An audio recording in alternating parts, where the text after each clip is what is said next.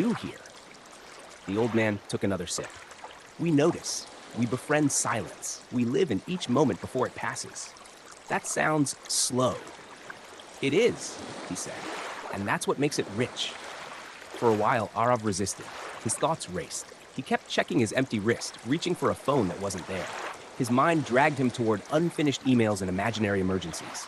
Then one afternoon, walking through a bamboo grove, he heard a sound, faint, rhythmic, like breathing. He followed it. It was the stone tower. He climbed the vines growing around it and peeked through the top window. Inside was a giant pendulum, swinging silently. But here was the strange part. It wasn't marking time. It wasn't ticking seconds. It was breathing. With every slow swing, the island seemed to exhale. He sat there, legs dangling, and matched his breath with the pendulum's rhythm. And in that moment, something in him softened. It was as if he had been holding his breath for years and finally remembered how to live. Days passed, or maybe weeks. On the island where time stood still, no one counted. Arav learned to cook with wild herbs, to listen without preparing a reply, to watch clouds without naming their shapes. He spoke with the old man daily, who said little, but always said enough.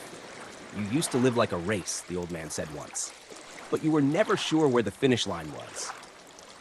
And now? Arav asked. Now you're walking, you're tasting. But won't the world move on without me? It always does, the old man smiled, but now you'll know how to move with it. One morning, Arav found the tide had changed. His boat, once stuck, now floated gently near the shore. He stood beside it, torn. He had no map, no plans, just a heart that beat quieter and stronger. The old man appeared beside him.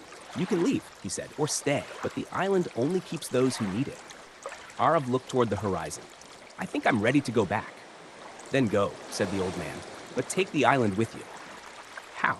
The old man placed a stone in Arav's hand. It was smooth, with a swirl that seemed to spiral inward. Whenever the world tries to rush you, hold this, he said. Breathe, and remember, you are not late. You are alive. Arav sailed back with no urgency.